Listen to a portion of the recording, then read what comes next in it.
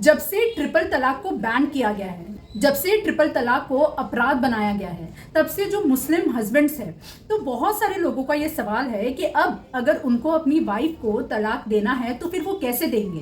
तो यहाँ पे सबसे पहले तलाक का कंसेप्ट समझने की जरूरत है। यहाँ पे तलाक़े बिद्दत और तलाक़े अहसन के बीच का डिफरेंस समझने की जरूरत है।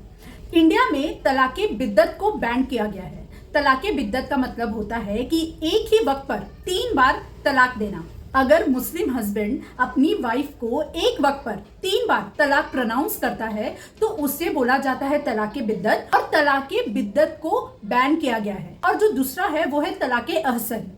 तलाक़े अहसन का मतलब ये है कि यहाँ पे हस्बैंड अपनी वाइफ को एक बार तलाक प्रोनाउंस करता है, ठीक है। हस्बैंड अपनी वाइफ को लिख कर भी तलाक बोल सकता है, ठीक है, और बोल कर भी तलाक प्रोनाउंस कर सकता है। लेकिन तलाक़े एहसन का कंसेप्ट ये है कि अगर मुस्लिम हस्बैंड अपनी वाइफ को एक बार तलाक प्रोनाउंस करता है तो उसके बाद 90 दिन का टाइम होता है।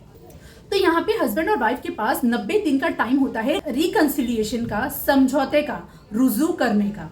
और अगर उस 90 दिनों में हस्बैंड और वाइफ के बीच में रिकंसिलिएशन नहीं होता है, हस्बैंड और वाइफ के बीच में किसी भी तरह का कोई फिजिकल कांटेक्ट नहीं होता है, सेक्सुअल इंटरकोर्स नहीं होता है, ठीक है, तो फिर 90 दिन के बाद शरीयत लॉ के अकॉर्डिंग वो तलाक को कंफर्म माना जाता है।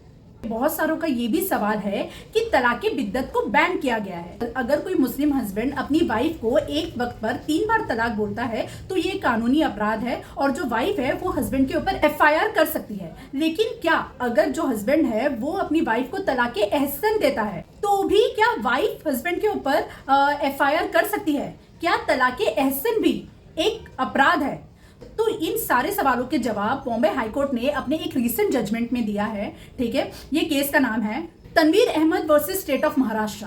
जी, अब इस केस में होता क्या है कि यहाँ पे जो हस्बैंड और वाइफ है दोनों की शादी होती है 2021 में, लेकिन कुछ दिनों के बाद दोनों के बीच में झगड़ा स्टार्ट हो जाता है, दोनों के बीच में नहीं जमती है, ठीक है। तो यहाँ पर हस्बैंड ने दिसंबर 2023 में वाइफ को एक बार तलाक प्रोनाउंस कर दिया, मतलब वाइफ को उसने तलाक़े अहसन दे दिया। उसने 3 गवाहों के सामने तलाक को प्रोनाउंस किया। फिर उसके कुछ दिन बाद दिसंबर 2023 में ही जो हस्बैंड है उसने रजिस्टर्ड पोस्ट के जरिए वाइफ को एक तलाक़े अहसन की नोटिस भेज दिया।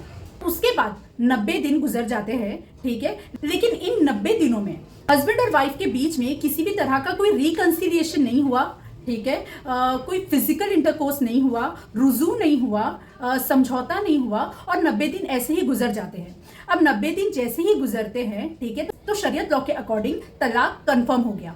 इसके बाद जो वाइफ है वो पुलिस स्टेशन जाती है और हस्बैंड के पेरेंट्स, हस्बैंड की माताजी और पिताजी के ऊपर FIR रजिस्टर करवा देती है। और उस FIR में section 4 of Muslim women protection of rights on marriage act 2019 और उसमें सेक्शन लगता है section 34 of Indian penal code, जो कि है कॉमन इंटेंशन। अब जब ये पूरा मामला बॉम्बे हाईकोर्ट के सामने गया तो यहाँ पे बॉम्बे हाईकोर्ट ने बहुत सारी चीजों को ऑब्जर्व किया। यहाँ पे सबसे पहले बॉम्बे हाईकोर्ट ने ये ऑब्जर्व किया कि जो FIR हुआ है, ठीक है, वाइफ ने जो हस्बैंड और हस्बैंड के पेरेंट्स के ऊपर FIR रजिस्टर करवाई है, तो उस FIR में सेक्शन 498A कहीं पे भी नहीं है। उस FIR में सिर्फ section 4 of Muslim women protection of rights on marriage act 2019 का सेक्शन लगा है, ठीक है, और उसके अंदर section 34 of Indian penal code है।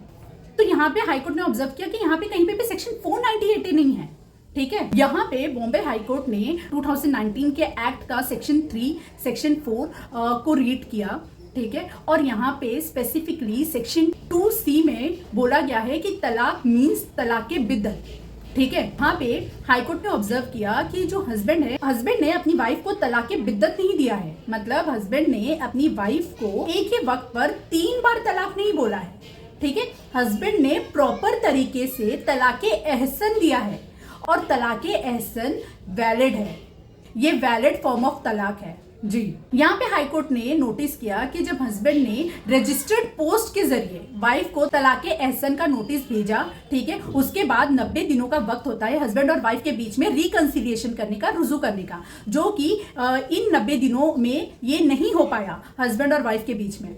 इसका मतलब यह है कि तलाक कंफर्म हो गया है शरीयत लॉ के अकॉर्डिंग। और जो सेक्शन 2C है वो बोलता है कि तलाक मीन्स तलाक़े बिद्दत। यहाँ पे तलाक़े एहसन के बारे में कहीं पे भी नहीं बोला गया है कि तलाक़े एहसन भी एक अपराध है। तो यहाँ पे हाईकोर्ट ने बोला कि जो तलाक़े एहसन है ये प्रॉपर तलाक है और यहाँ पे हस्बैंड और वाइफ के बीच में रिकंसिलिएशन नहीं हुआ, रुजू नहीं हुआ, तो ये वैलिड तलाक है। दूसरी चीज हाईकोर्ट ने ये ऑब्जर्व किया कि देखो तलाक जो है वो हस्बैंड देता है। अब यहाँ पे हस्बैंड के पेरेंट्स का कोई लेना देना नहीं है, ठीक है। तो जो सेक्शन 34 ऑफ आईपीसी है जो कि कॉमन इंटेंशन है वो भी यहाँ पे कहीं फिट नहीं बैठता है, वो भी अट्रैक्ट नहीं करता है, ठीक है। और यही सब ऑब्जर्वेशन देते हुए बॉम्बे हाई कोर्ट ने हस्बैंड और पेरेंट्स के ऊपर की गई एफआईआर को रद्द कर दिया, उसको क्वॉश कर दिया।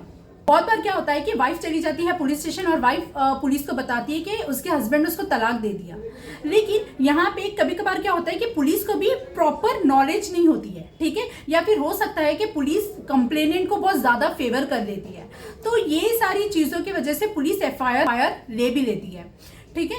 लेकिन तो इस चीज से घबराना नहीं है, ठीक है। अगर किसी मुस्लिम हस्बैंड को अपनी वाइफ को तलाक देना है तो वो तलाक़े एहसन दे सकता है, ये एक वैलिड तलाक है और इस पे हस्बैंड के ऊपर एफआईआर नहीं होगी। ऐसे ही लीगल जानकारी के लिए सब्सक्राइब कीजिए मेरे चैनल को।